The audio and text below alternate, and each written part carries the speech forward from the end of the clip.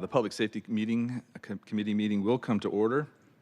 It's 9:33 a.m., August 12th, 2025. I'm Robert Kettle, Chair of the Public Safety Committee. Will the committee clerk please call the roll? Councilmember Juarez. Present. Councilmember Hollingsworth. Here. Council President Nelson. Councilmember Saka. Here. Chair Kettle. Here. Chair, there are 4 members present. Thank you. Council President will be joining us soon. If there is no objection, the agenda will be adopted. Hearing and seeing no objection, the agenda is adopted. This morning for chair comment, I will admit my focus for chair comment was going to be more on criminal justice system, criminal justice broadly, but events have really dictate that we as a committee, particularly the Public Safety Committee, should speak to what is happening in Washington, D.C., the city on the opposite coast, the city that I know well from my time there. The activation of the National Guard, the taking over the Metropolitan Police Department is wrong. It's unprecedented, and it's wrong. You know, I hear the justifications, and I think that instead, if the federal government wants to help cities in public safety, for example, in the Seattle context, they should be intercepting the flows of guns and drugs into our city, primarily along I-5.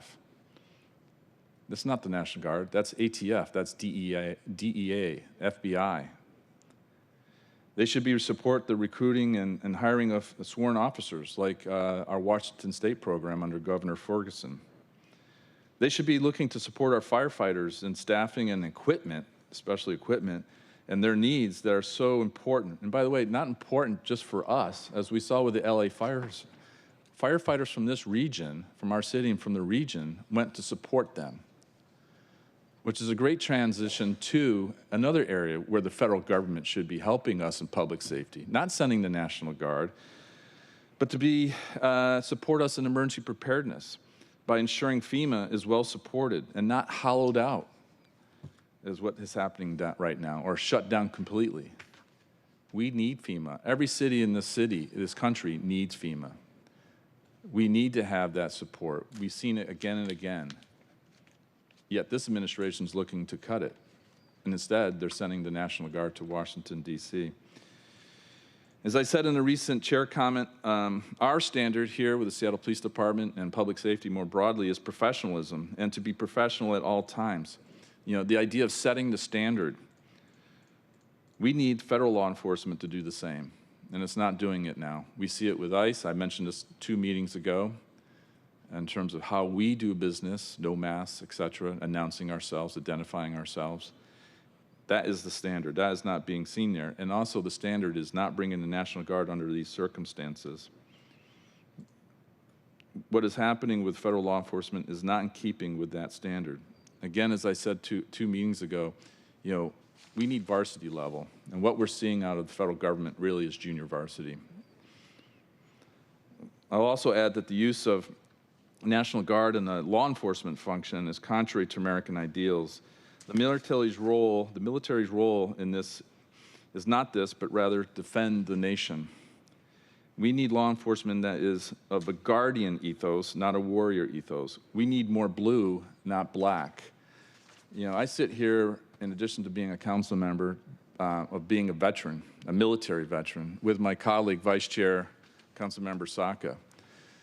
And I think I could speak for Councilmember Saka, but also our 3rd veteran on the council to say, this is not right in terms of using military personnel, the National Guard, in the context that it's being used. This is not a national disaster or something along those lines. This is unprecedented, and it's wrong.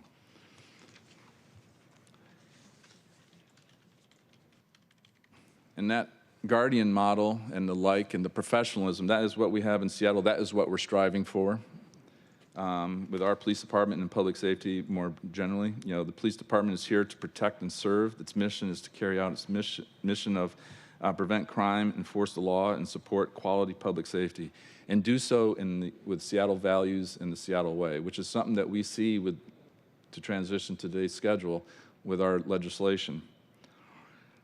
Separately, I was going to say regarding criminal justice, and this was going to be the main chair's comment today, but I'll just be really quick, is I've been having discussions with the city attorney and the presiding judge of the Seattle Municipal Court.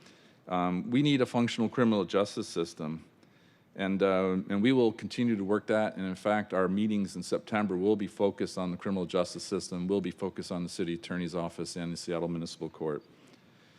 Those efforts and efforts more broadly, goes to us showing and doing what it takes to be successful as a West Coast blue city that is focused on public safety and creating a safe base. That's what we're doing here in Seattle. That's what we're doing with this council of ours and with this committee. With that chair comment, I would like to now open up the hybrid public comment period. Public comments should relate to items on today's agenda or within the purview of the committee. Clerk, how many speakers do we have signed up today? Currently, we have 9 in-person speakers signed up and 7 remote. Okay, each speaker will have 2 minutes. Start in person. Can you please read the public comment instructions? The public comment period will be moderated in the following manner. The public comment period is up to 60 minutes. Speakers will be called in the order in which they registered. Speakers will hear a chime when 10 seconds are left of their time. Speakers' mics will be muted if they do not end their comments within the allotted time to allow us to call on the next speaker. The public comment period is now open. We will begin with the first speaker on the list. The first in-person speaker is Dan French.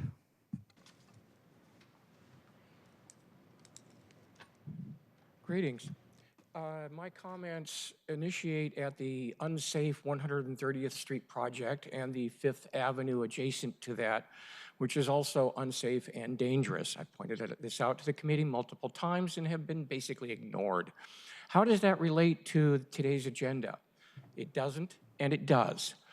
When King TV was there and showed that the backups and the traffic problems were dangerous, they sent the message to SDOT, and SDOT's response was, "We have cameras."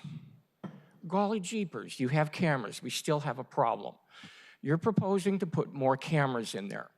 Great. The news media has done an excellent job of providing you the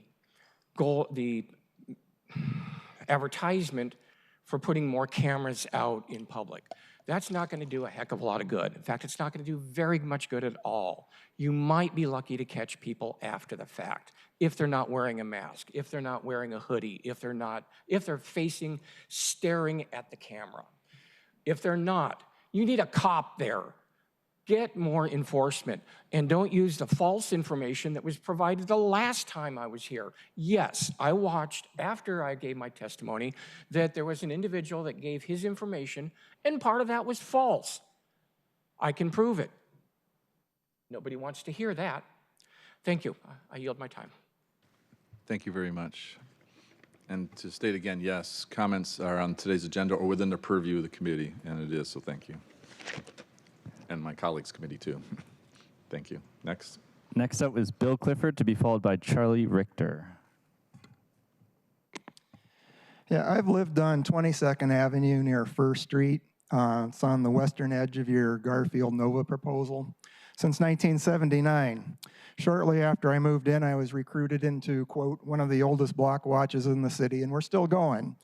A week ago tonight, we closed the street for the SPD-sponsored night out. We had 30 or 40 neighbors there on August 5th, and I didn't hear anything about the RTCC proposal. We're in it. Why weren't we notified? I kind of got the impression it was just institutions and businesses. On the 8th, a neighbor posted a question about RTCC on our Google group listserv. It lit it up. Our biggest issue was the erosion of our civil rights under the 4th Amendment. Washington has a reputation for going beyond the Federal Bill of Rights. This doesn't feel like it. At your July 31st meeting, Mr. Maxey hypothesized a circumstance where the feds could get a warrant for SPD video from Axon. He thought the likelihood was very low, kind of apropos of Chair Kettle's comments on where the federal government's going, it feels a lot more likely now than it did a year ago. You know, we've lost Roe versus Wade, the Voters' Rights Act's being eroded, many bulwarks of personal freedom and democratic institutions are going down the drain. That's the context here, why my neighbors are concerned about this proposal. Our next biggest issue was the disparate impact on minority youth.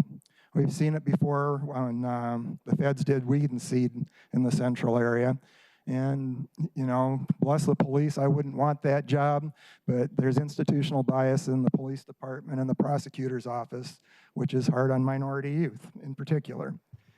Coming in third was, why was our residential street, 22nd Avenue, included in this?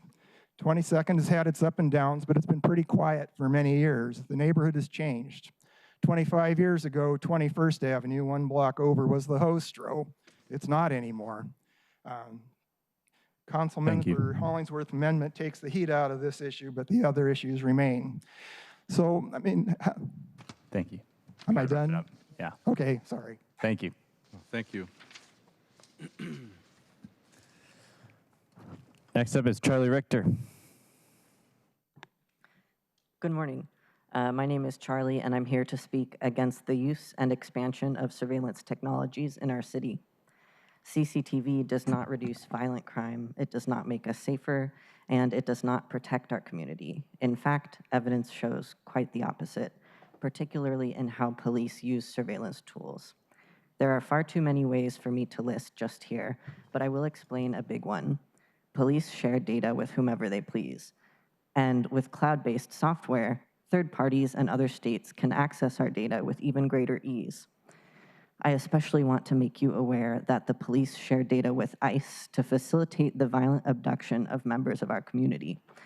I have witnessed the collusion with my own eyes as ICE abducted people straight from their appointments at USCIS, while the police gassed and flashbanged folks who tried to stop this from happening.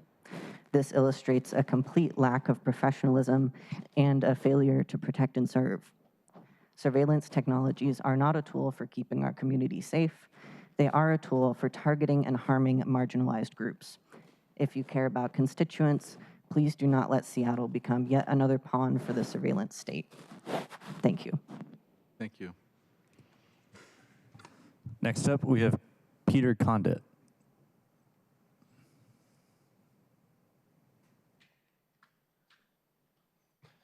Good morning, Council. My name is Peter Condit, and I live in Green Lake, District 6. I do not want the police to watch me and my family as we go about our daily lives. Surveillance leads to a loss of privacy, creativity, and individuality. And CCTV has no significant effects on violent crime, research shows. I'm asking that this committee reject legislation that would massively expand SPD's camera network, that would make permanent SPD's pilot surveillance program, and that would expand SPD's real-time crime center. More cameras and police technology do not make me feel safe raising a family in Seattle. They make me feel less safe. As we saw yesterday, the president is liable to take over municipal police departments. This legislation would allow the police and whoever controls them more ability to target whoever they want, and we don't know who the targets are going to be. ICE is already using surveillance data like this to help them kidnap and terrorize immigrants and our immigrant neighbors. SPD itself has a history of biased enforcement and unprofessionalism. Council should reject all legislation that expands surveillance. Council should instead spend these millions that these technologies would cost on safety through community-based supports like housing, food access, and libraries. Thank you for listening. Thank you.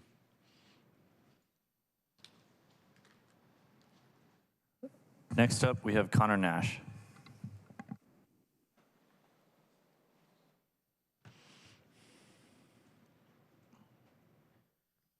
Hello, I'm here in opposition to the expansion of the surveillance cameras in the city. First, these cameras are invasive and can be co-opted by the fascists in the federal government. Just yesterday, Trump took over DC over the lie that our nation's capital is overrun with crime and said that he will go much further. It's obvious that he will try to go after Seattle since he has a disdain for our city, and you're giving him the tools to do it. Although you wrote in the original law that the cameras would stay in control of the city, there would be some federal court or the Supreme Court that could rule that you have to turn over the cameras to the feds, and there's nothing you can or would do about it. Finally, I will say that although these cameras are invasive, they have done nothing to deter crime in the neighborhood that I live in Little Saigon. The city needs to stop creating more useless, hostile architecture like these cameras with signs that say that you're being recorded, the spiked fences that are deterring of people to want to go to our parks, or the signs that say they don't sell stolen goods, which are useless because people are still selling stolen goods right below those signs. Instead, you all should be addressing the root causes of crime and increasing the treatment resources that are desperately needed. I challenge all the people on the council to go the 1.5 miles down the street to Little Saigon to see the failures of this committee on addressing crime in the city. Thank you.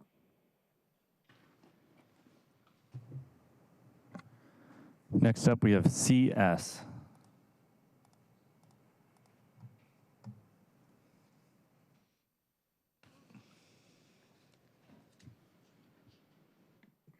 Hi, thank you for changing the wording. However, the SIR still doesn't have maps of the new areas.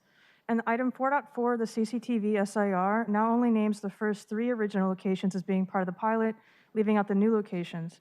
While the new locations will be in the evaluation, the SIR does not limit their deployment to the duration of the pilot. If that's not your intent, then it's an easy fix to make the legal language in the SIR say that all SPD-owned CCTV cameras are in the pilot. Regardless, deploying tech for the sake of doing something is not the same as doing a good job, and the plural of antidote is not data. A difficult problem deserves a well-thought-out and data-driven decision, not throwing things at the wall and hoping they stick, especially when these impractical approaches are not only ineffective, but very costly and harmful. We don't have the funds to be playing these games. You need to get serious by looking at the actual work of academics that shows what works and what doesn't. The largest assessment to date on CCTV systems is a peer-reviewed meta-analysis, which is basically a study of studies. This robust meta-analysis was done on 76 studies and found that CCTV has no significant effects on violent crime. It has been explained repeatedly that our local laws do not protect data stored in Axon. Even SPD pointed to federal law, not local. Continued references to Seattle and Washington laws as providing safeguards is willfully misguiding the public. Saying Seattle isn't at all like China shows how xenophobia can cloud one's ability to see our similarities. SPD wants every public camera in Seattle and the RTCC. People are being kidnapped off the street, put in camps, and disappeared to black sites. And protesters jailed, journalists under attack, and people are having their opinions policed with what they post on social media, or funny pictures that they have on their phone determining their fate. It is very clear that this is not a safe city to dissent in. The only difference is that you have the power to stop this mass surveillance. Just because it isn't Trump asking you to roll out this doesn't make it good. Residents deserve better than this. Thank you. Thank you. And our last in-person speaker is Nathan.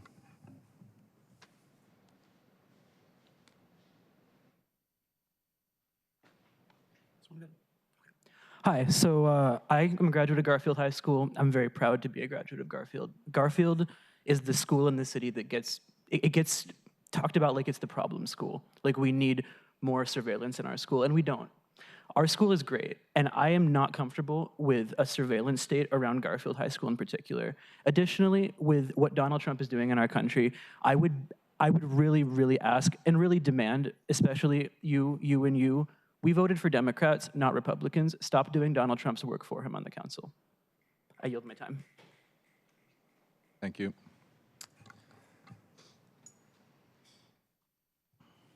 The first remote speaker will be Matt Offenbacher. Please press *6 when you hear the prompt, you have been unmuted.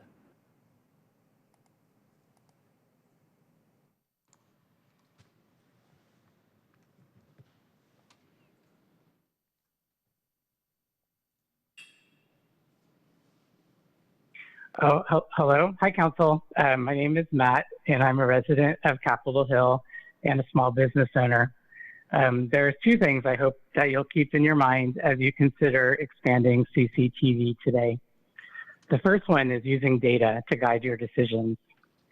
There are a number of well-designed studies that demonstrate increased surveillance does not reduce gun violence or human trafficking and does not make people safer. Although I wish we had entirely avoided the expensive mistakes of cities like Denver, in the blue state of Colorado, which is among several cities now removing their existing surveillance systems, I appreciate the council building into the initial CCTV pilot an annual review and 2-year study of the effectiveness of the program. Good governance depends on quality data. I do not understand the rationale for rushing this process. Expanding a program without waiting for information is a huge gamble of precious city resources, especially when we already have a lot of evidence that it will be a bad bet. The other thing I wanted you to keep in mind is that trust in public officials right now is at an all-time low. At the last meeting, Councilmember Hollingforth suggested that she had talked to business owners who were too frightened to take a public stand in favor of CCTV because of the potential negative impact on their businesses. When council members wave away the testimony of hundreds of people who have expressed their opposition and instead defer to the opinion of mystery people who claim they are too scared to come give public testimony, it frays the fabric of our civil society and democracy itself.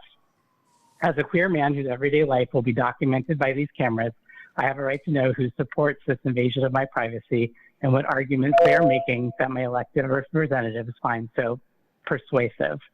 I suggest to this council that this is a sign that a majority of Seattleites reject CCTV for our neighborhoods.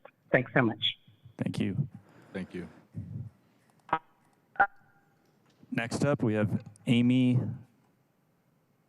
Sorry, I don't know how to pronounce your last name.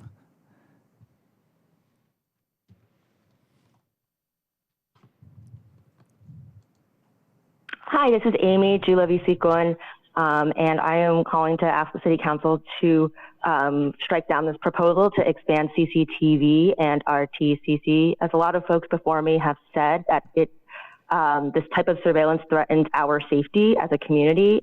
Folks have talked about collaboration with the police department and ICE and other assaults on our First Amendment rights, our Fourth Amendment rights.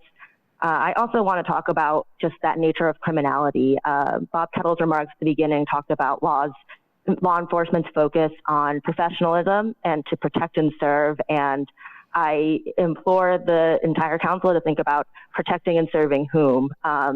For folks like me whose last name is difficult to pronounce as a woman of color walking around, we already see over and over what types of immigrants are considered to be suspected to be illegal or suspected to be unacceptable in this country.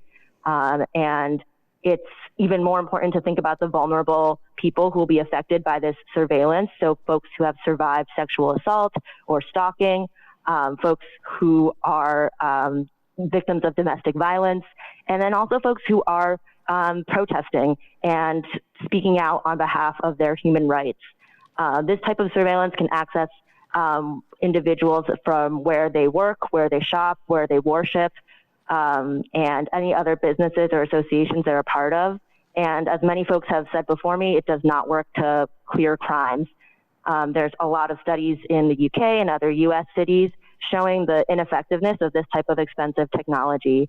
And I just want to express my sincere disappointment that the council is not investing in other more cost-effective and efficient alternatives to reducing community violence, such as community-based violence interruption programs that we've seen in other places, the Rainier Beach Action Coalition, other types of services that would be more effective when it comes to reducing violence and poverty. Thank you.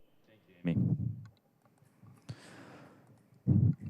Next up, we have Flora Wright.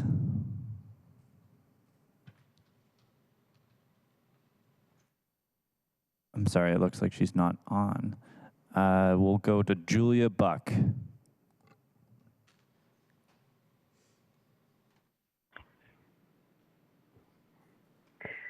Good morning, Council. My name is Julia Buck, and I'm a resident of District 6.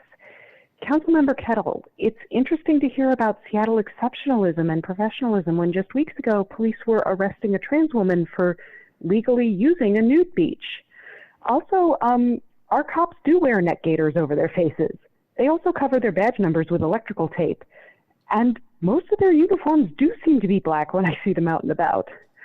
I also think it's notable that the council is trying to do this expansion of CCTV the week after CCTV technology was used as an excuse and arrest a random Amazon engineer in Wallingford for arson and murder.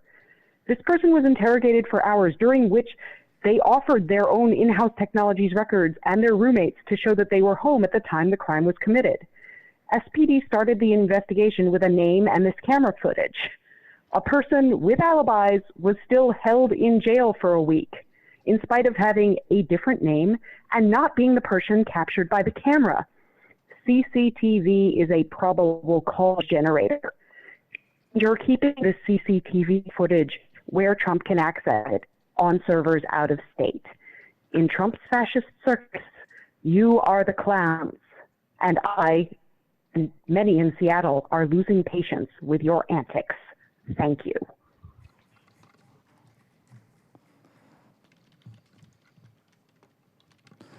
Next up, we have Kelsey Burns.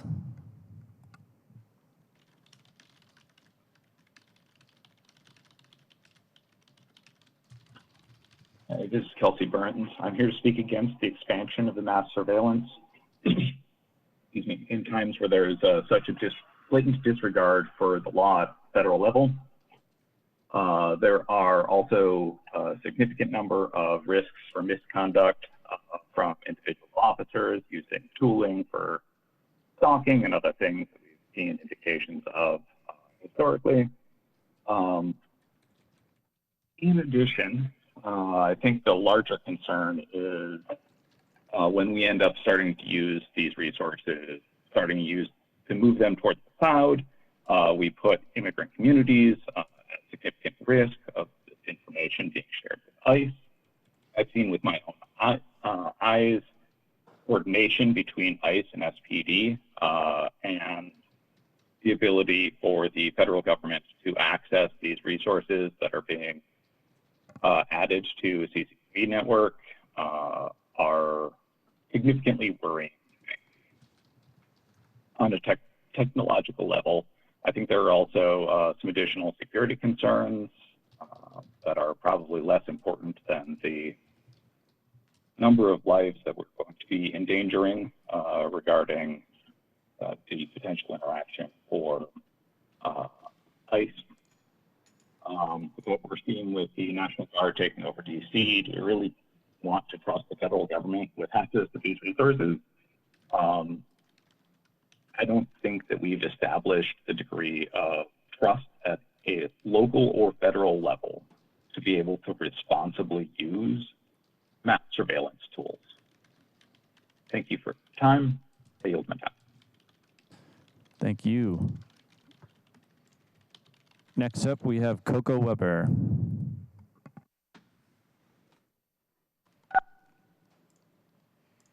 Hello, I'm a teacher and a queer and a renter, and all my friends are renters. I've lived all over Cap Hill as well as the U District, off Aurora, in the city, and other neighborhoods in Seattle. Have I had a package stolen? Sure. Is a swiped package a threat to my safety? No. Renters in my neighborhood are more worried that the city's left people to die on the sidewalk outside. We're walking by them as you cut public services for those who need it most. That is a public safety failure. Public safety means that my friends and student families who are queer can receive gender-affirming care without worrying about being disappeared. Public safety means friends who are parents are not disappeared by ICE because of their documentation status. Kettle, you said activation of the National Guard taking over the police is wrong in DC. Council, please open your eyes and see what's happening in our country. Are you going to be the council that hands over the mothers and fathers and children of Seattle to the increasingly fascist police state of the U.S. federal government? I am a teacher and I will be in school soon teaching the children, and I will not be able to show up to public safety meetings to plead with the Democrats on this council to not implement a fascist technology in what is supposed to be a sanctuary city. Please walk away from surveillance tech. Cut your losses. This is not how you want to go down in history. Please, all power to the people, and stop surveillance city. I yield my time. Thank you.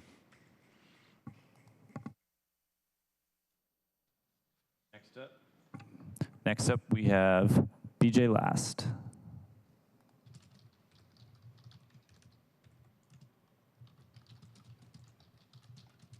Good morning. My name is BJ Last. I'm calling against the expansions to CCTV and RTCC. I think the biggest Seattle context to keep in mind on this is the reaction to the original adoption of these things last year was overwhelmingly negative. The Community Surveillance Working Group, whose members are appointed by y'all and the mayor, not only did they oppose it, but one of the reasons they opposed it was because they pointed out the incredibly high number of responses which were overwhelmingly negative to this.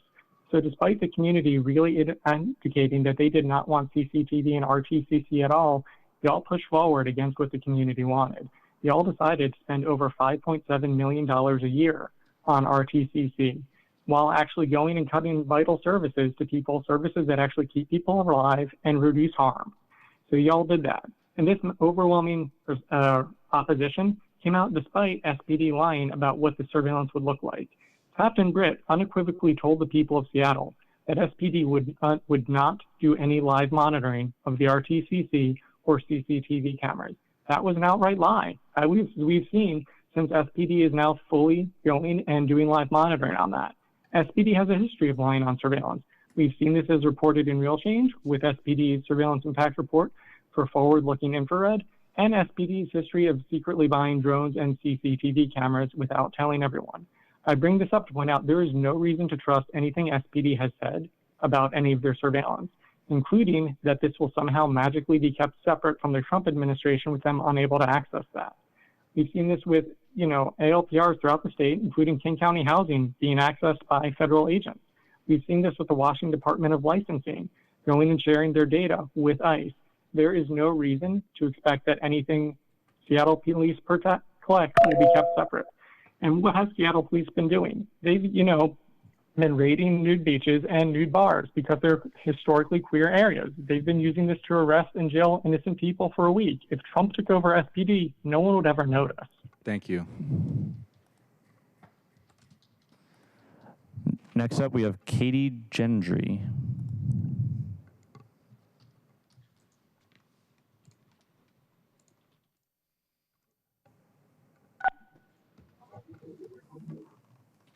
Hello, Council. My name is Katie Gendry, and I live in D6. I'm calling in today to oppose expanding mass surveillance in our city. Expanding mass surveillance under the Trump administration will only target and further endanger Seattle's BIPOC, LGBTQIA+, and immigrant communities, abortion seekers, protesters, and everyone's civil liberties and right to privacy. Surveillance is a powerful tool of social oppression, and surveillance does not keep us safe from violence. Violence can be reduced by investments in violence interruption programs, mental health treatment, substance use treatment facilities, affordable housing, emergency financial assistance, and libraries. Evidence shows that poverty and income inequality are associated with violence, especially assault and homicide. As we approach budget season, it is important to note that surveillance actually contributes to disinvestment in our community. Seattle is required to have a balanced budget. Every dollar spent on surveillance is a dollar that cannot be invested in any of the evidence-based strategies for violence prevention listed above, or otherwise invested in our community, such as the mental health supports, programs for kids, parks, public spaces, affordable housing, jobs, job skill training, and food access. Listen to your constituents and do not expand CCTV. Invest in our community instead by spending money on supports for our community. Thank you. Thank you. Next up, we have David Haynes.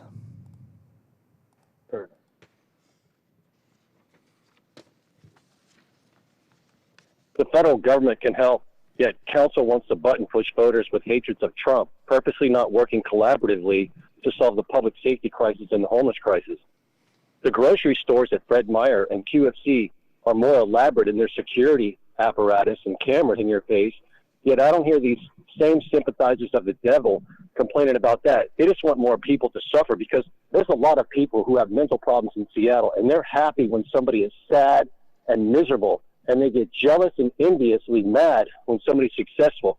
And it is showing itself once again, because people want people to be like all messed up on drugs so they can brag about how much they can take advantage of them. But yet the bottom of the barrel of the,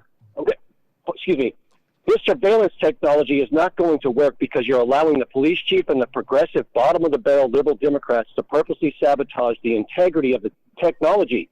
Or you're not going, you're going to trick the law-abiding community into believing that something's finally being done with video cameras. But yet those cameras are purposely not going to be able to make out the facial recognitions to specifically target and identify the individual criminals. But yet you're going to have a random video that can identify the color of a car. And then all of a sudden, they're going to be looking for a certain, like, color of the car instead of the, like, definitive details of the individual who's, like, conducting, like, uncivil war in the community. It's almost like we still have liberals who are pulling their punches on crime fighting and then scaremongering people into believing that we live in a fascist society and that everything should be blamed on Trump. But yet it turns out they're running interference for evil drug pushers who are conducting uncivil war. It's like people are literally running interference for drug pushers in Seattle. And you all are part of the problem. You want to cater to all these, like, scorn-lived experiences that want to dump their trauma on everybody else, and you're undermining public safety. If you all can't be more bold and stop playing the Trump hate card, you all need to be kicked out. And more. Thank you, David. Next up, we have Aiden Carroll, and then we'll go back to Flora Wright for one more try. Aiden, go ahead. Wow. Well, that last one seems like a distilled example of the case for this and of your side. Talking about dumping the trauma. Do not do this. It is not safe. It won't work. And the recent election results have shown people are against this. If you actually want to stop crime or to prevent or to confront crime, to respond to crime, you need to drill down into which crimes you are fighting. How you are fighting them should depend on knowledge of what is generating them and how you can solve it. It may be hard to believe that this is cheaper and more effective given the common knowledge and what is accepted as common sense in our society. But given the level of propaganda, that's how far we are from reality. And it is equally hard to believe when you look at the evidence that this is going to do anything helpful other than maybe the one thing that Daines was right about, David Haynes, to create a show to provide a lack of awareness that you are not able to do anything substantial. Now, I get that you might think it would cost more money to address in real solutions, anti-poverty and providing extended health care, et cetera, but that is a job working with the legislature. Go talk to Olympia the way Zoran is going to do in Albany. And the other thing is that when Housing First does not have the services in the building, it makes it look like a failure, and that's what conservatives take advantage of, because Housing First was never supposed to be housing only. Thank you, Aiden. Thank you. And our last remote speaker is Flora Wright.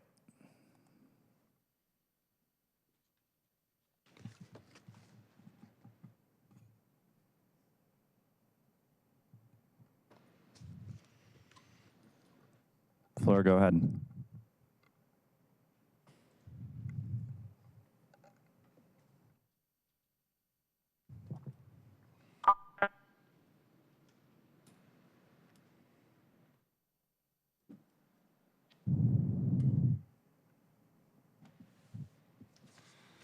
Flora, are you there?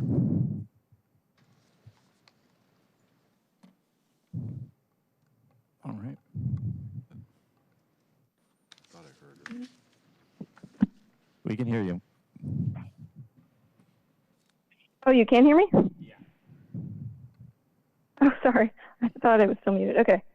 Hello, I'm a resident of District 3 calling in to oppose the wildly unpopular expansion of mass surveillance. When the city is facing a budget deficit of $244 million and federal funding for affordable housing and medical care is being drastically cut, it's irresponsible to waste millions of dollars on more toys for SPD. We know that expanding mass surveillance under the Trump administration will only target and further endanger Seattle's LGBTQ and immigrant communities, abortion seekers, protesters, and everyone's right to privacy. A recent audit found that data from the King County Housing Authority's Flock ALPRs has been used hundreds of times to hunt immigrants and an abortion seeker from Texas despite a state shield law. Additionally, King 5 investigation uncovered that the Washington DOL is providing ICE and Homeland Security with access to private driver's license and vehicle info, again, despite state law prohibiting this collaboration. We also know that SPD has a history of abusing the surveillance tools it already has, including spying on protesters, stalking former romantic partners, and leaking information about domestic violence victims. Seattle police misrepresented the abilities of surveillance tech that they used to spy on 2020 protests in surveillance impact reports and didn't fulfill the Seattle Surveillance Ordinance's obligation of transparency. Recently, we also saw SPD use CCTV footage to racially profile and arrest an innocent person for a deadly house fire and jail them for a week in a case of, quote, rushed and racist misidentification. Now SPD has a plan to potentially give SBC access to cameras that view indoor spaces, another massive breach of privacy. The only studies that SPD cites in support of CCTV and RTCC technology concluded, quote, no significant effects observed for violent crime and, quote, a relatively smaller impact on violent crime clearance, while other studies showed that RTCC has no effect on violent crime clearance rates. Do not ignore the recommendations of the community surveillance work that concluded that they were unsupportive of even pilot deployment of RTCC and CCTV. Do not give Seattle Police and ICE open access to data that previously would have required a warrant. Do not expand the pilot program and stop Surveillance City. Thank you. Thank you. First, I want to say thank you for everyone who gave comment, but I really appreciate, too, the snaps. So thank you for going with the snaps. Thank you very much for that. Public comment has expired. We will now proceed to our items of business. Members of the public are encouraged to either submit written comment, public comment on the sign-up cards available at the podium, or email the council at council@seattle.gov. I also wanted to note Council President has joined us, who's on our committee, but also Councilmember Rink has joined us as well. Welcome. So now we will move to our first item of business. Will the clerk please read item 1 into the record? CB 121052, an ordinance relating to surveillance technology implementation, authorizing approval of uses and accepting the 2025 updated surveillance impact report and the 2025 executive overview for the Seattle Police Department's use of closed-circuit television cameras systems. Thank you. So we're starting off with CCTV. Mr. Doss from Central Staff has already joined us at the table. Please introduce yourself for the record and provide a quick summary of the CCT legislation. Thank you. Thank you, Mr. Chair. Greg Doss, your Central Staff, here today to talk about Council Bill 121052 on CCTV, and then also on Council Bill 121053 on the RTCC. Quick summary, you all heard on July 31st a presentation from SPD on the council bill that would expand the use of CCTV as approved by you all last year under Ordinance 127110. And that expansion would add cameras in 3 new areas, one at the Capitol Hill Nightlife District area, one at the Stadium District, and one near Garfield High School. In summary, just to keep this flowing as one committee meeting, I'll also say that you approved Ordinance 127111, which approved the Real-Time Crime Center, and you would expand that under the legislation before you to allow SPD to access and continuously record Seattle Department of Transportation traffic camera footage at the RTCC. And the last thing I'll note is that under the legislation before you, the data and retention policies in the surveillance impact reports that were adopted last year have not changed significantly. The only changes to these policies that guide the department and govern the data collection and use are that there are now 3 new locations for CCTV and the SDOT cameras for RTC. So other than that, the policies are the same as what you had approved last year. So with that as a summary, I will ask if there's any questions. Brian Maxey, the Chief Operating Officer for SPD, is here with me today. I am happy to take your questions initially, and if there is if it's appropriate for SPD to provide more information at an operational level, he can do that. Thank you, Mr. Doss, and also thank you for your Central Staff memo dated 29 July 2025 on the same topic, so thank you very much. I trust Not just our colleagues, but the members of the public have seen it as well. You noted Mr. Maxey from SBD here. I also wanted to note we do have members from our accountability system here today, and they're always welcome, so welcome to you all. I appreciate you being here. Okay, any questions? I recognize there are some amendments, and well, there's a sequence for those, but any questions beforehand as a follow-up to the first meeting that we had on these two pieces of legislation? Seeing none, Councilmember Hollingsworth, I invite you to move your amendment. Thank you, Mr. Chair. I appreciate it. I'm not on, I'm not as a, what do you call it? Panelist on Zoom. It's okay. Thank you. Appreciate it. I would have raised my hand. Thank you so much, but I appreciate the verbal instructions. Amendment, I move to amend Council Bill 121052 as amended, amendment number 1. Second. Okay, it is moved and seconded to amend the bill as presented on Amendment 1. Central staff is recognized to describe Amendment 1, and then we'll go to its sponsor. Thank you, Mr. Chair. I'll ask if the clerk could put up the map, please.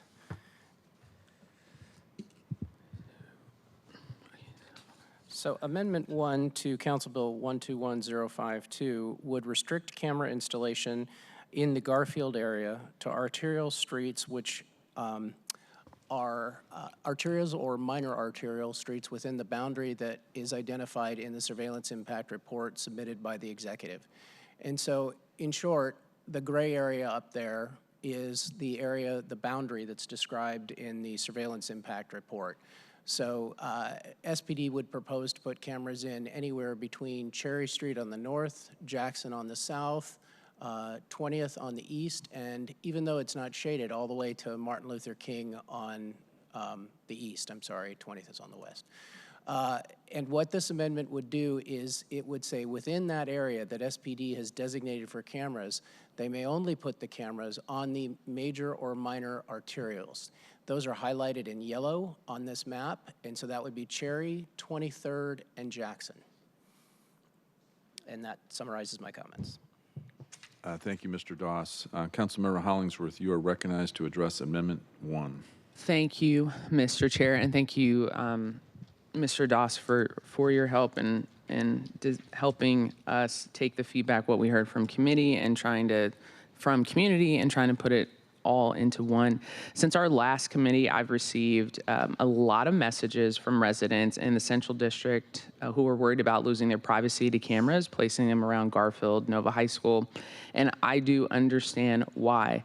I also wanted to clarify that I hear people's concern, and that's why I was trying to find a delicate balance from people that supported this investment and then others that said no, to try to limit this to just on arterial ways, which are Cherry, Jackson, and 23rd. So I am proposing a revised map that replaces cameras only on heavily trafficked areas along 23rd with the northern boundaries, as Mr. Doss said, going from the AM/PM to Nova High School, and on the southern boundaries, which go from Washington Middle School to MLK.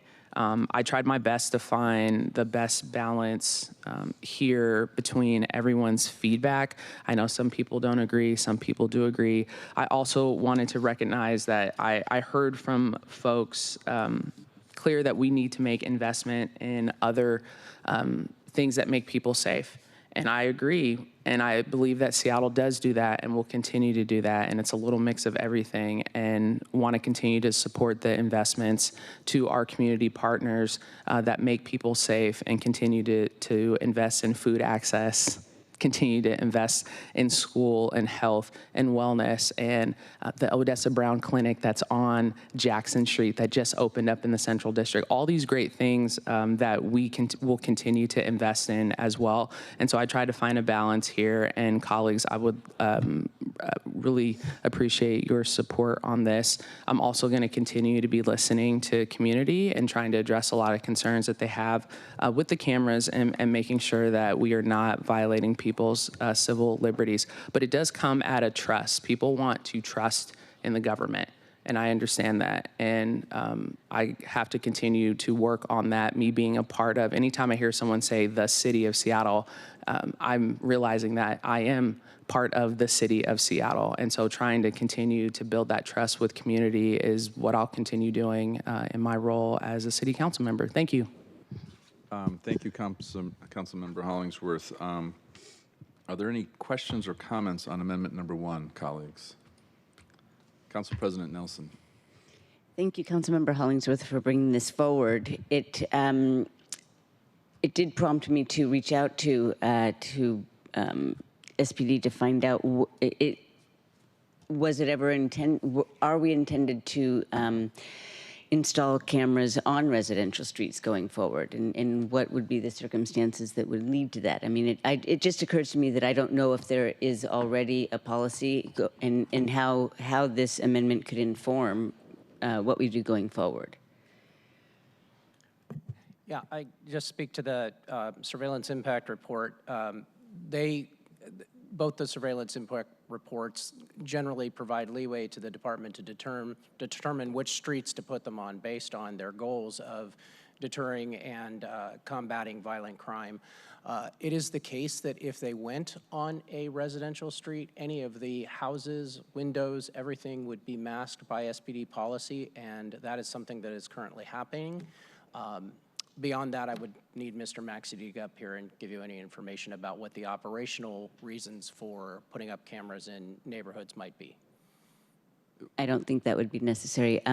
Thank you very much for reminding me of the masking. I remember that being mentioned in previous in the previous presentation. I just didn't know if, and I remember that being mentioned for arterials, or maybe the example shown on the screen appeared to be an arterial, but it occurs that that could be the same thing on residential streets as well. But in any case, thank you very much for that explanation.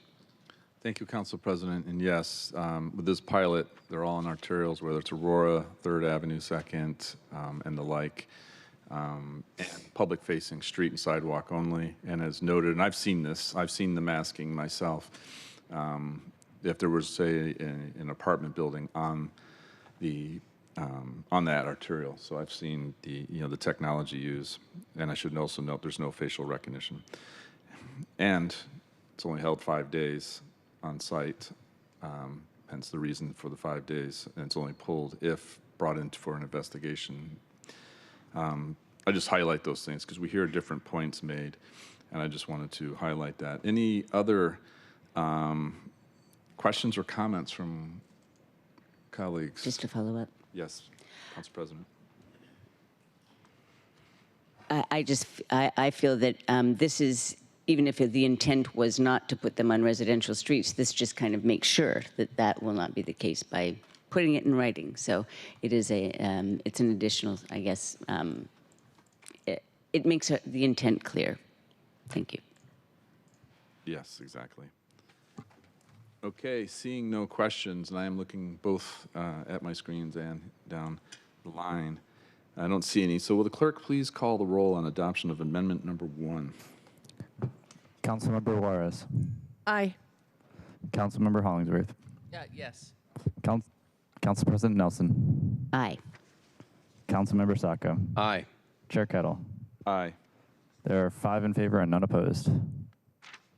Thank you. Amendment 1 is adopted. Thank you, Councilmember Hollingsworth. Okay, we'll move to our second amendment. I will move it. One of the things I wanted to note now is, each committee is slightly different. In the beginning, I say on the agenda or in the purview of the committee. Not every committee is the same on that. And the other thing relates to amendments for those individuals on the council who are not part of the committee. I think this is a much better opportunity to engage, and so I will be sponsoring the amendment on behalf of my colleague who does not sit on the committee. So I move to amend Council Bill 121052 as presented on Amendment 2. Second. It is moved and seconded to amend the bill as presented on Amendment 2. Central staff, Mr. Doss, you're recognized to describe amendment number 2. Thank you, Mr. Chair. As you just mentioned, this amendment that you are bringing forward is authored by Councilmember Rink. And this amendment would require the Office of the Inspector General for Public Safety to include in any contract with a vendor for the evaluation of the Real-Time Crime Center and CCTV pilot projects a methodology that determines if CCTV in combination with the RTCC deters violent crime, human trafficking, or persistent felony crime. It says that if the evaluation does not show that CCTV deters violent crime, then the executive would need to consider, in compliance with the existing surveillance impact report policies, discontinuing the pilot project. Thank you. I'll take any questions.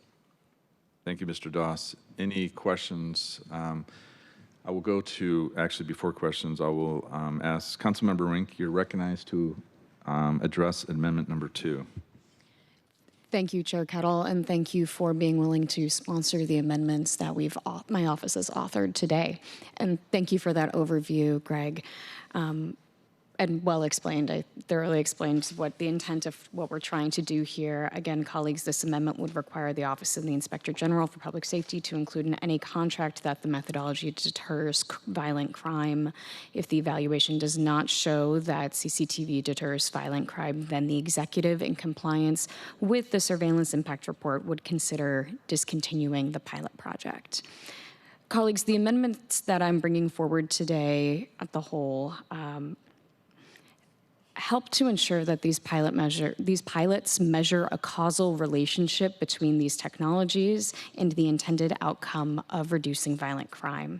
If these evaluations do not show that there is a direct impact in deterring violent crime, then I ask, why are we as a city eroding the trust of the people and over-surveilling our constituents in the face of a federal government that continues to push against our civil liberties? We as an elected body should be instilling trust in our community and not pushing for expansions of programs before getting data and information about their effectiveness. Thank you, Chair. Thank you, Councilmember Rink. Colleagues, are there any questions or comments on amendment number 2?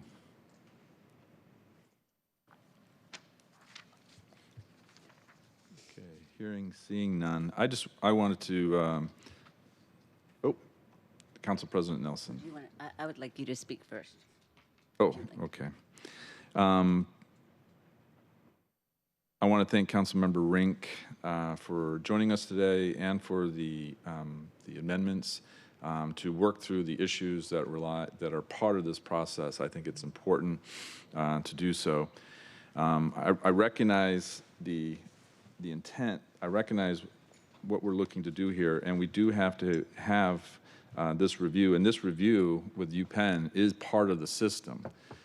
My concern with the amendment is that it narrows it in the sense that, with CCTV, the RTCC, this set, we're looking, violent crime, gun violence and the like, felony crime, and that's a broader piece.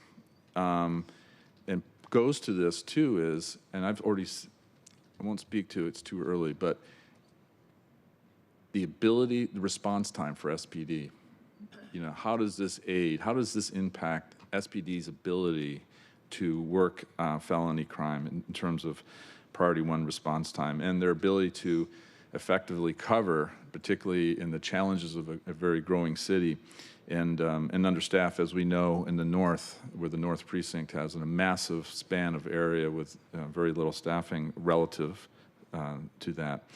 And so these are factors that need to be, part of the review.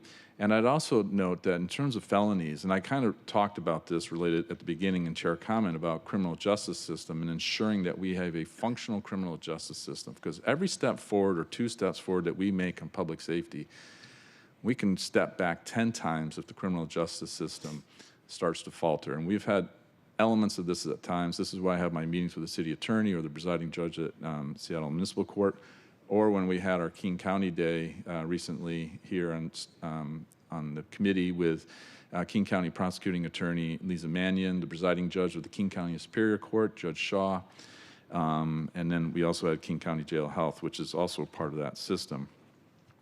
And so another factor, too, is how does this aid the ability of the King County prosecutor or the city attorney to prosecute the cases and to do so smartly and effectively? This has got to be part, and this goes to the overall piece of attacking felony crime overall. And it's for those reasons, and by the way, that, body-worn video is also kind of instructive on this in terms of how it helps in terms of that process. It also helps in terms of the relationship between the public and the Seattle Police Department and the public safety system overall. It's not just the Seattle Police Department. And so for those reasons, again, I understand, and this is included, in terms of, the OIG, the Office of Inspector General, who's working with the academics, the UPenn team, to look at this pilot project. But I think, and this is part of the evaluation as we do across, as comes out of the surveillance ordinance with Sears, this broader piece, and it's because of that broader piece, which I still think is in keeping with what my colleague had said, is the reason why I will not be supporting this amendment. I see you've come off, Council President, but I see Councilmember Juarez. Councilmember Juarez. Thank you. I want to thank Councilmember Rink for bringing this forward. Well, I appreciate and I understand the spirit and the intent, and I get it. But as a former public defender and judge and lawyer, just contractually under contract law, when you have a meeting of the minds, you actually put in a contract what you can measure, what people can actually, what conditions can be met, how they're enforced, and those are usually objective. We can actually, in fact, we can look at different contracts, and we can, even when we do collective bargaining agreements, we list what two people agree to, and then it can be measured, enforced, and then of course if there's any kind of default on that contract, there are remedies for that. The problem I have with this is, I understand where Councilmember Rink is coming from, and we've seen this issue with the ACLU, we've seen it with cameras all the time, is that we would have a hard time measuring and enforcing whether or not the cameras are actually deterring violent crime. Because if we could do that, we would have done that. And so that puts an objective or a subjective spin on it into hands that, can change and can be politicized. And that's my concern. What would be considered deterring violent crime in one neighborhood might not work in another neighborhood. I know we started out with Aurora, the downtown core, commercial core in Belltown. I appreciate Councilmember Hollingsville. I keep wanting to call you Judge Hollyfield. I don't know why. I have that in my head, Hollingsworth. The amendment I supported on the Garfield, which made sense, privacy, it can be measured, you can look at it on the map, you can make it narrower, you can get away and protect people's right of privacy. I can also see the issues on Capitol Hill is a different neighborhood, and certainly in the Stadium District. So for that reason, I will not be supporting this amendment. Thank you. Thank you, Councilmember Juarez. Mr. Chair. Yes, Mr. Doss. If I may speak to your comments, Councilmember Juarez. Everything you say, of course, is correct. I did want to interject, though, that the operative language in the amendment, specifically about the methodology and determining deterrence with the cameras, staff took that. I took that out of the contract that is being being suggested by the UPenn researchers to the OIG, and then also ran that language by the OIG and UPenn, and they're both in concurrence that this would that this is part of their plan study and could be done. Right. I guess if I can follow up, I understand from the amendment, though, and from the memo that you wrote and the other issues that, I mean, it's just still a concern, and that's what all I'm saying. So I agree, but respectfully, these are my concerns. All right, thank you. Thank you, Mr. Doss, for that clarification. I would note that my comments, that doesn't really address my comments and my rationale. So, Council President Nelson. So thank you very much for bringing this forward. I'll first of all say that I supported the underlying legislation that approved the use of CCTV and RCTV because I believe that they provide additional tools to enhance public safety, and that's why blue cities across the country, large blue cities like us, have also implemented them. They are an extra tool. And those underlying pieces of legislation required an evaluation, as noted already. And that also is good. Indeed, I've been following closely the similar academic reports on other city programs since I've been in office, including the study led by the UW Addictions, Drug, and Alcohol Institute on Seattle's Controlled Substances Ordinance to evaluate whether or not, in English, that is, it's a study on Mayor Harrell's bill prohibiting the public use of drugs. And so this is what we do. We study what we study the impacts of what of our actions, of our legislation. So that is fine. I believe that I have to believe that the conclusions. Well, I'll just cut to the chase. I think it's very difficult to draw causal conclusions based on an evaluation because many things could be impacting the trends that that we see after this technology is implemented. We have seen some success stories. There was an article in, I think it was on King TV, about an August 6th incident on, it was an assault on 3rd Avenue, and the officers called RCT, the folks at the center, and asked for information, and then and provided information that allowed them to apprehend a suspect when they had already been thinking about somebody else. So my point is that I do believe that that this technology and the evaluations will generate conclusions that show that this is helping make our city safer. Whether or not they are deterring crime, I don't know if that can be asserted with confidence. One thing that I noted, though, in Councilmember Rink, in your comments, is that you're focusing on that is the benefit of your amendment, but I thought that the point of the amendment was to provide information for decisions that are going to be made later. So could you talk more about that, or Greg? I would defer to the sponsor or the author on that one. Councilmember Rink, can you follow up, Council President?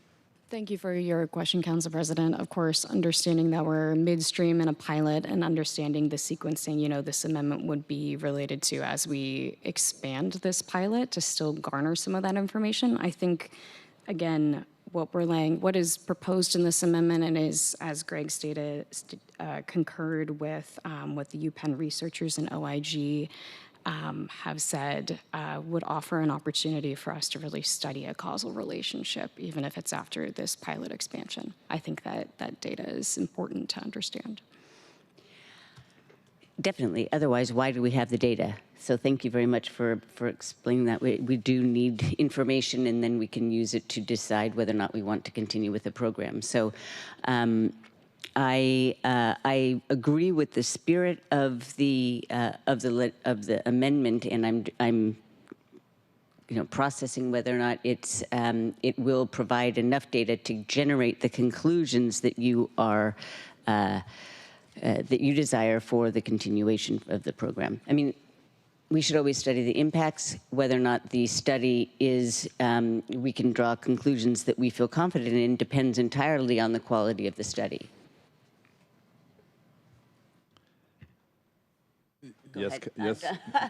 Yes, Council President and Dr. Nelson. Exactly. Councilmember Rink, any last words before we move to a call of the roll? Thank you, Chair. I'll be brief. Again, colleagues, I ask for your support on this amendment. I think it's important that we invest in things that will work, and we won't know if things work until we have good data and understand some of these causal relationships. So I ask for your support on this amendment. Thank you. Thank you. Will the clerk please call the roll on adoption of amendment number 2? Councilmember Juarez. No. Councilmember Hollingsworth. Yes. Council President Nelson. Abstain. Councilmember Saka. Nay. Chair Kettle. No. Chair, there is 1 in favor, 1 abstention, and 3 opposed. The Amendment 2 is not adopted. Thank you. Okay, we're going to move to Amendment number 3. I move to amend Council Bill 121052 as presented on Amendment 3. Second. It is moved and seconded to amend the bill as presented on Amendment 3. Central staff is recognized to describe Amendment 3. Thank you, Mr. Chair. As you mentioned, this is an amendment to 121052, the CCTV bill. It is authored by Councilmember Rink. The effect of this is to ensure that SPD provides in the annual report that it will already send under requirements from the previous legislation, and any information about whether a warrant, subpoena, or court order that has included a non-disclosure order has been used to obtain CCTV or real-time crime center data.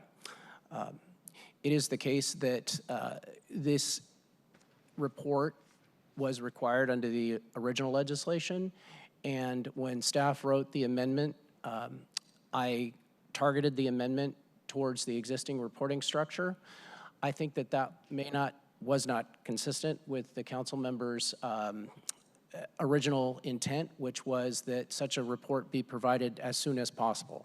So I want to note that that is something that I contacted the law department on overnight and learned that it is faster to have, or it is possible to have a faster report. So that is not information that the council member had when she was drafting this amendment. That'll ask if there's any questions. Can you state that again, please, just for the record? In short, it's an annual report on non-disclosure warrants.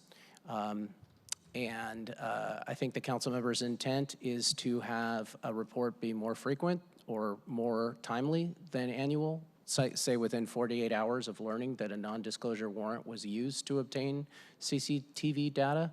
And so this amendment would make it annual. I will leave it to the council member to speak to her intent as to whether or not she wants to eventually do something that would be even more timely. Thank you, Mr. Doss. Councilmember Rink. Thank you, Chair Kettle, and thank you, Greg. Colleagues, I'll fill in the blanks on this one. This third amendment is in line with what Brian Maxey and the executive stated on the dais during our last meeting.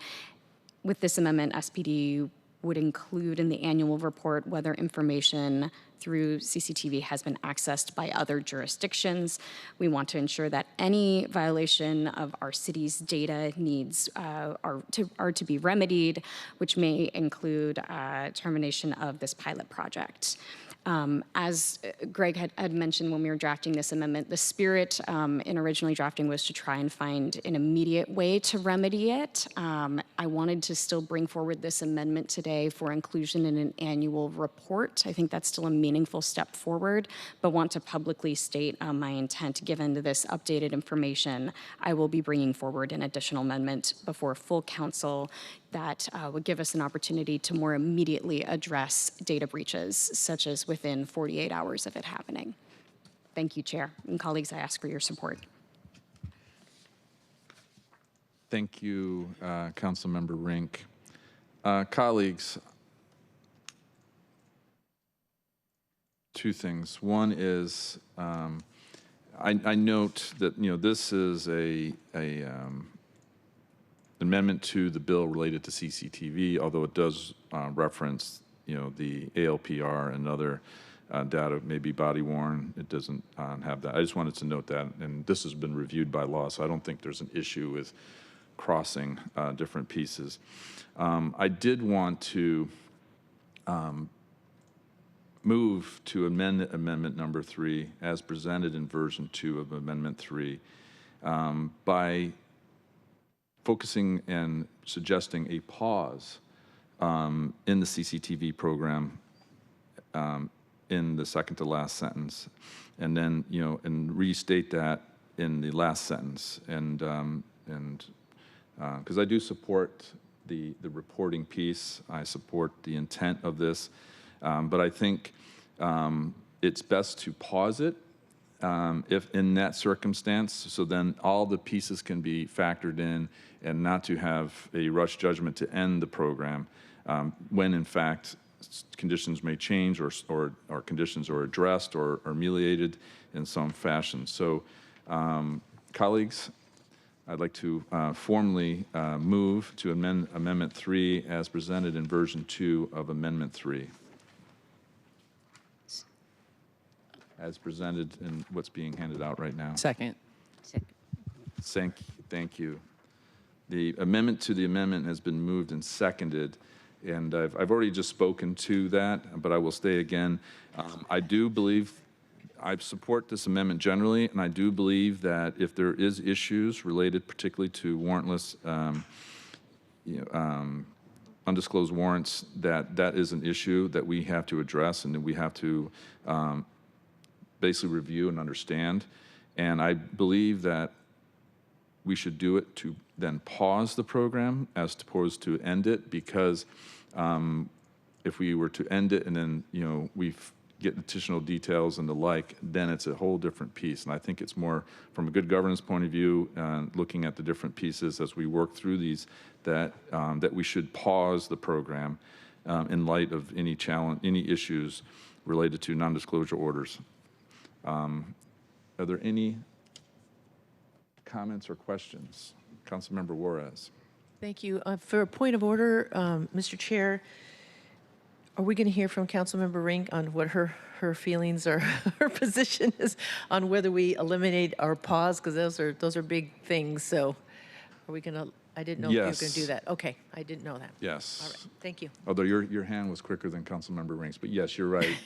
Councilmember Rink's, well, actually, this is a kind of unique situation because technically it's my amendment since I'm sponsoring, but right. Councilmember Rink, thank you, Councilmember Juarez. As we kind of do this back and forth, I do want to give you the first and last word on this amendment to the amendment before we go to the last word on the amendment itself. Mr. Chair, one quick point of order. So this is a friendly amendment to Councilmember Rink's? Yes, this is a friendly amendment, and I am supportive of the amendment. I'm just wanted to put this little slight change.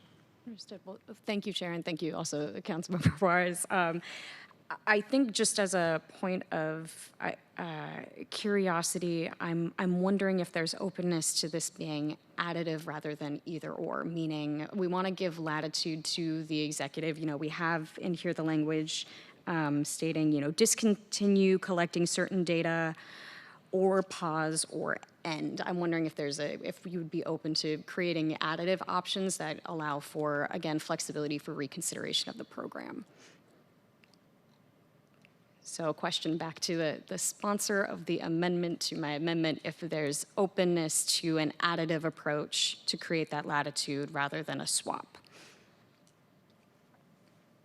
So either or. Mm-hmm. Okay, colleagues, if you can work with me. So basically, set up two pieces in this sentence, that including steps that might be taken to discontinue collecting certain data and whether to pause or end the CC pilot program.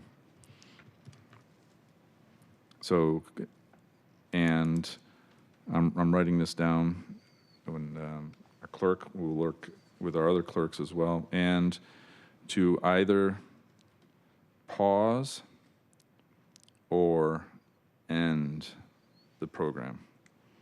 Are you going to say and or eliminate? That was the second to last sentence that I was referring. You were referring to the second to last sentence, correct? Yes.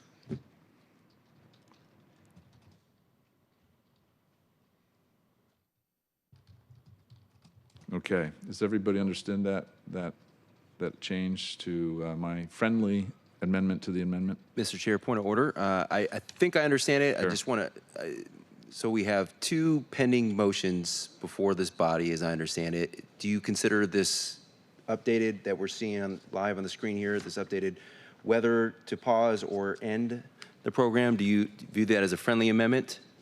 Yes. Okay.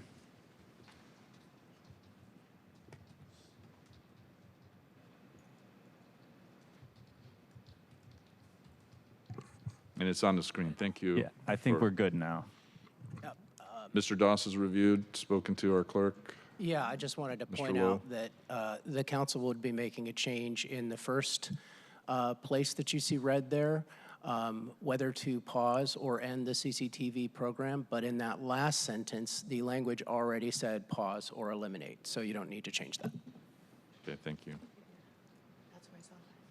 So now, I see the point, thank you. I see that point. The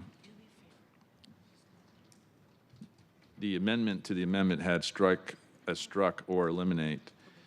For parallelism, should we have eliminate be replaced by end so it's in sync?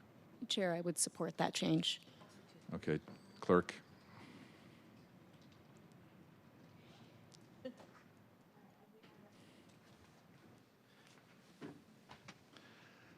Okay, colleagues, on your screen is the updated amendment to the amendment after the conversation, after the discussion. And again, this is a friendly amendment to the amendment that I support. Just looking to have that as. Thank you. Although that was already pulled from the original. Do you need to strike it out when it's already not in the?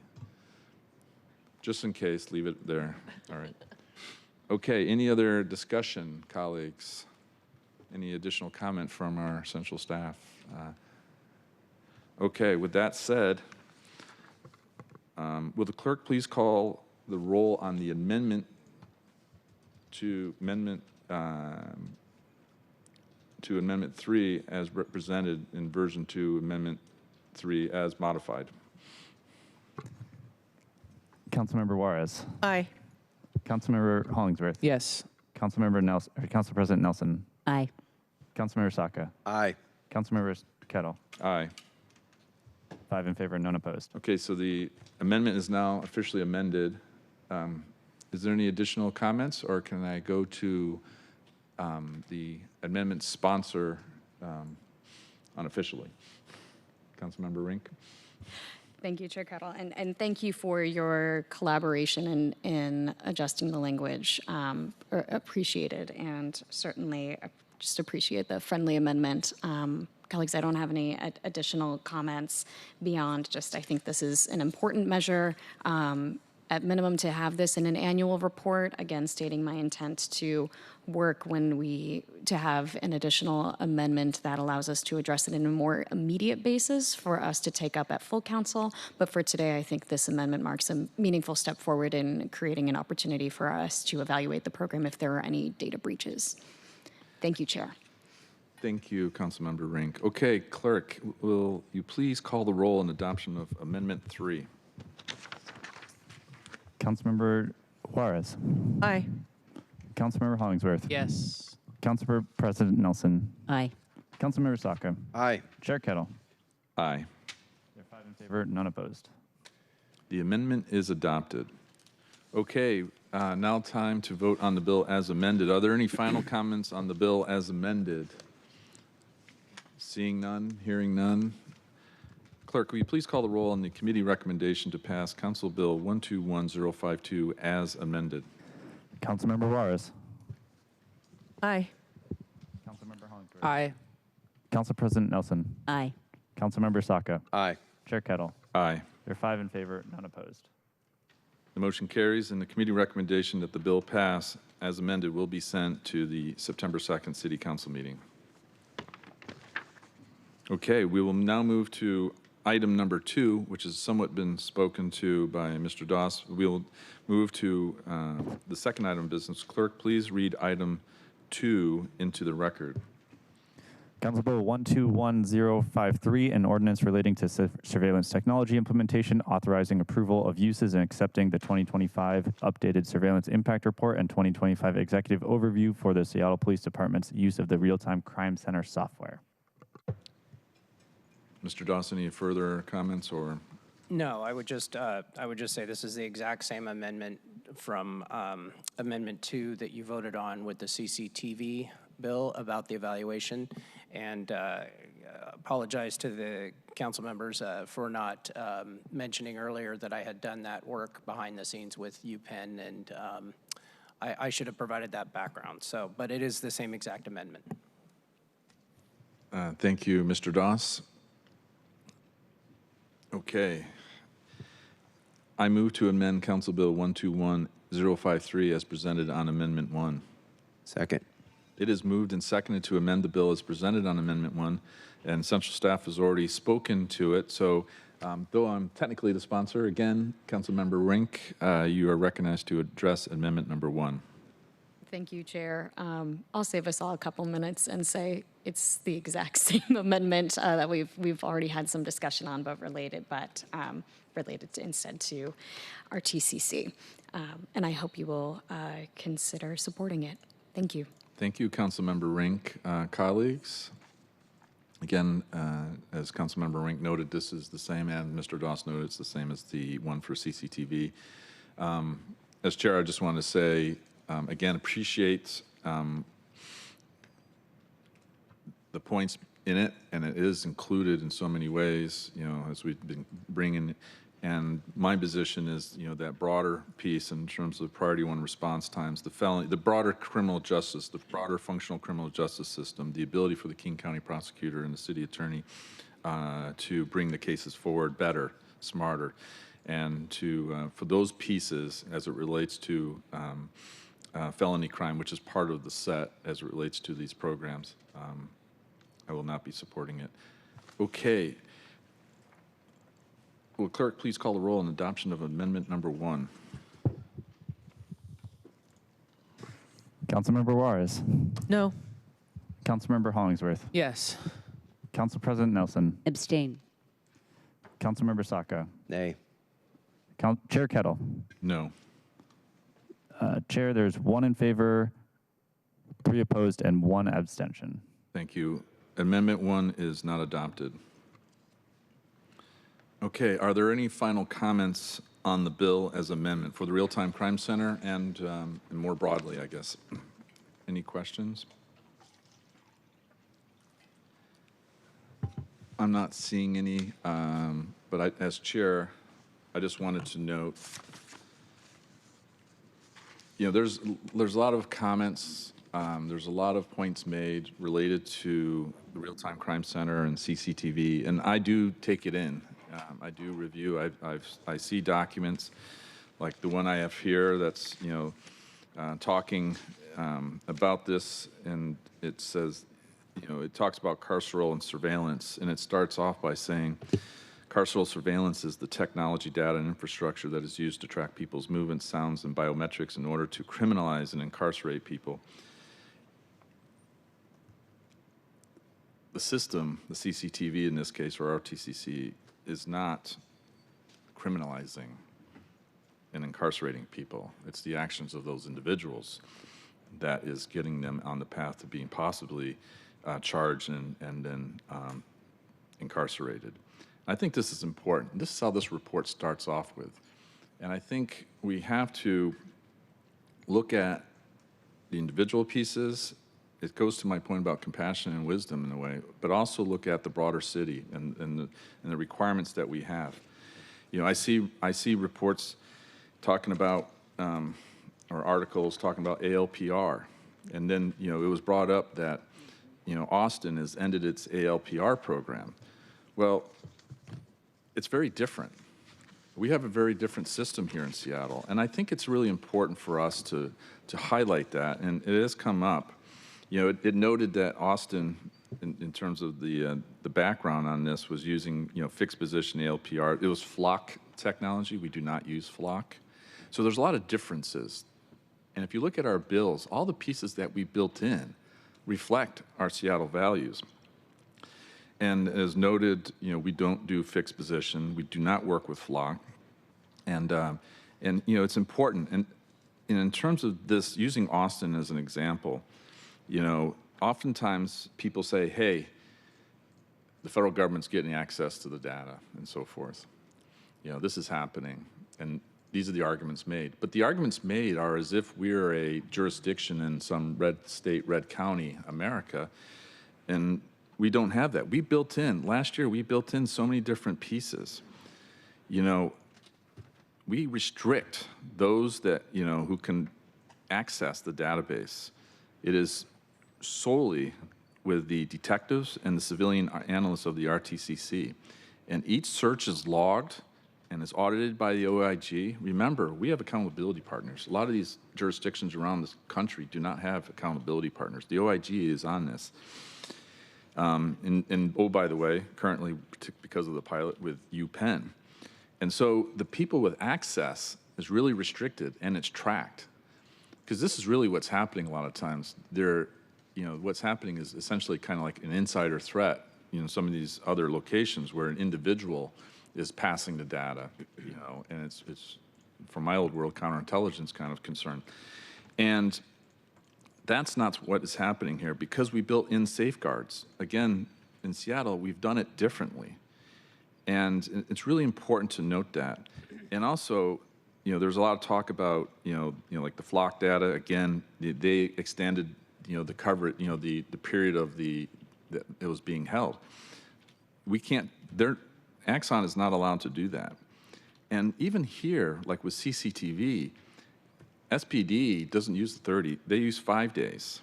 That's really due to the camera itself. That data is not sitting in Arizona. If it does get pulled, it's because of it's part of investigation and so forth. And there's different rules that fall under that, different protections that fall under that.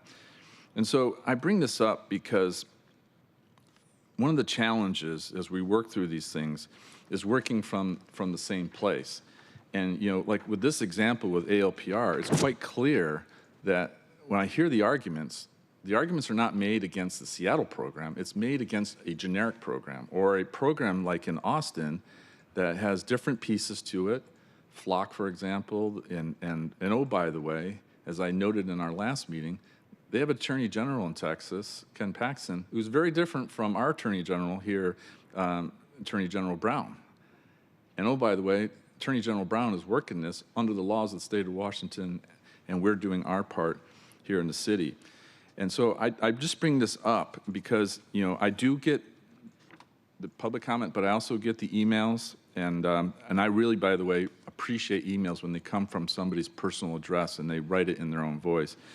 And again, I look for these pieces, but I also, even in these, see some of the similar things where it's a talking point, which is a valid talking point generally, but not valid here in the sense that we built in different protections and we have different laws and there's very different unique circumstances.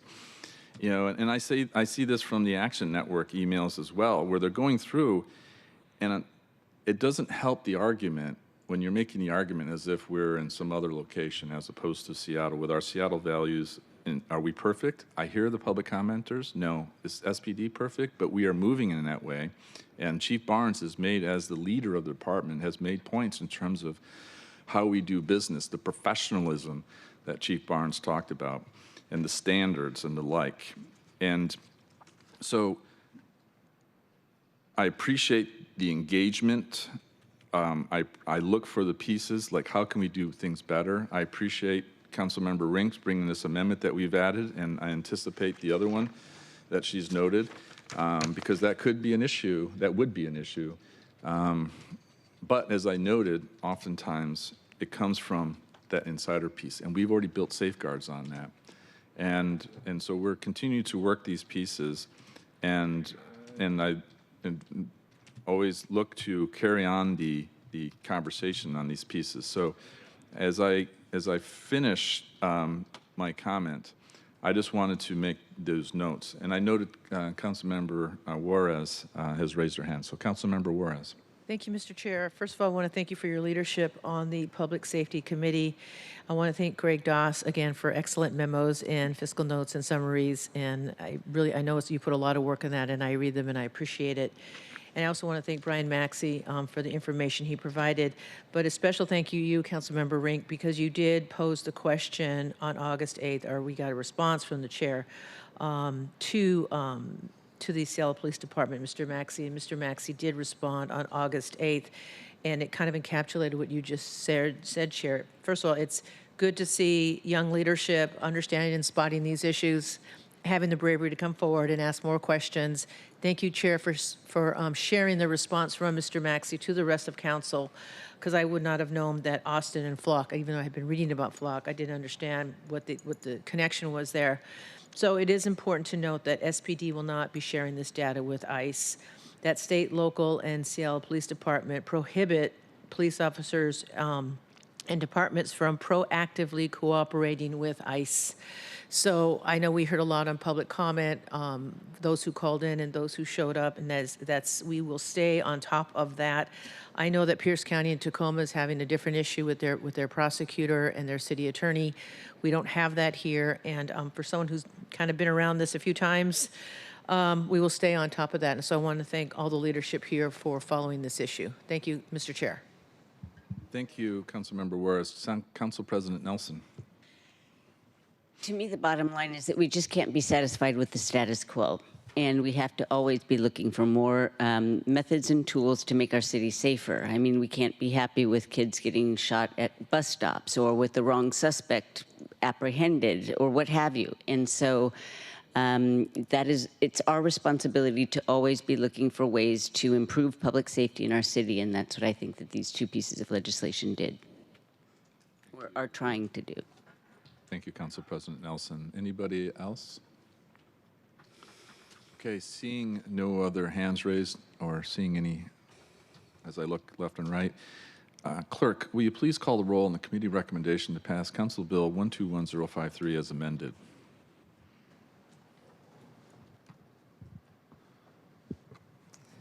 Councilmember Juarez. Aye. Councilmember Hollingsworth. Aye. Council President Nelson. Aye. Councilmember Saka. Aye. Chair Kettle. Aye. Chair, there are 5 in favor and none opposed. Thank you. The motion carries, and the committee recommendation that the bill pass as amended will be sent to the September 2nd City Council meeting. Okay, we have reached the end of today's meeting agenda. Is there any further business to come before the committee before we adjourn? Hearing and seeing none, we are adjourned. Thank you very much, everyone.